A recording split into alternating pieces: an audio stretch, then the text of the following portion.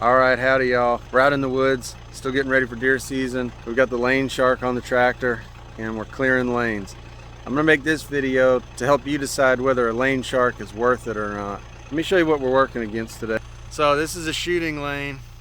It's got grass that's like 7 feet tall, and look how choked in it is with these limbs. I mean, it's bad. Limbs are coming way out. You've got bent over treetops, and it's really blocking the view from the stand. You can see it back there. So let's get the camera mounted and see what happens. All right, let's turn it on. All right, we got it turned on. Raise the RPMs. Let's roll. We're coming up to this pine tree here.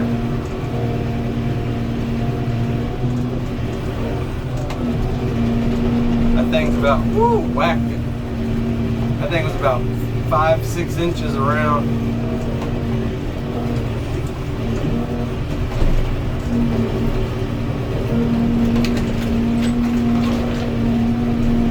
Sometimes I've noticed if you go through a big bunch of trees or a big bunch of limbs, it'll get a little bit bound up. It kind of loses its rotating speed. So I just back up and then I'll hit it again and it takes care of it. So I'm going to do one pass on this lane where we've got the lane shark pretty low. Top of it is about 6.5 feet off the ground maybe. Get these lower limbs that are kind of animal height. And we're hunting deer out here mostly. Man, on these pine trees, it just snaps them. Snaps those limbs right off. I'm looking back, man, it's looking really good. It is a jungle out here. Man, I hope it shows up on video how good this is going and just how choked out this shooting lane is. And you couldn't see anything down here before. What do you think so far? Leave a comment on your lane shark experience, or how do you think I'm doing? Do you have any tips? Cranked up the RPMs a little bit. The lane shark I found, it really loves it when I'm running the tractor at about 2,000 RPMs. It'll just snap through those branches. So I just keep my hand on the joystick. I call it the joystick. I don't know what it's actually called, but the bucket adjuster. I just keep my hand on it and I'm always kind of moving the lane shark into tweaking the position, tilting it up and down, moving it up and down literally.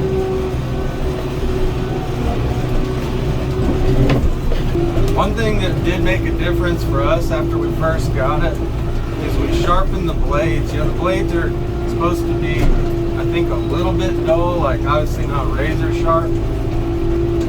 We took a grinder to them, sharpened them a little bit, and it really helped, especially with the green sort of stuff. The pine trees cut really easily. Those green shrubby trees, they just kind of whip around. But when we sharpen the blades, it really helps shear them a lot quicker. Man, this is gonna be like a whole new hunting spot. Big limb.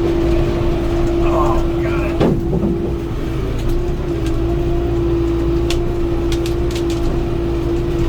It's so satisfying to watch the limbs fall.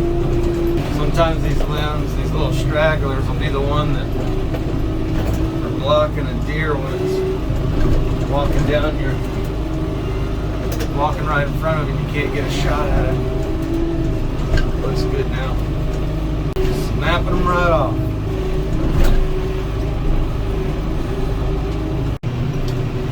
Alright, now we're going to mow everything and do our final cleanup, and then I'll show you what our final product looks like. Hang tight. Right at the end of my index finger is about where we were standing earlier when we looked down. If I was standing right here in that earlier video and photo, you wouldn't even be able to see me because the grass was so tall and the limbs were so far out into the shooting lane, but we've got them trimmed back really good. Turn around here. Look how far you can see now. Way down there. You can tell how clean it is along the sides that we cut. So good. I mean, you can see another 200 yards down there just about. So there you go. There's Lane Shark. Is Lane Shark worth it? I think so. I've got one. And if you're thinking about getting one and you've got a lot of limbs to cut, it's probably a worthy investment. You got to get the nuances of using it, turning it on and off. I run it off the rear remotes. Go check out the video of how to set it up on your rear remotes if your tractor already has rear remote set up. I turn it on and off so I don't overheat the hydraulic pump too much, and sharpen the blades a little bit. Get used to making passes back and forth, and you can have good looking shooting lanes or walking lanes or whatever it is that you're using your Lane Shark for. Hope you enjoyed the video. Leave a like, comment, subscribe to the channel. We'll see you next time.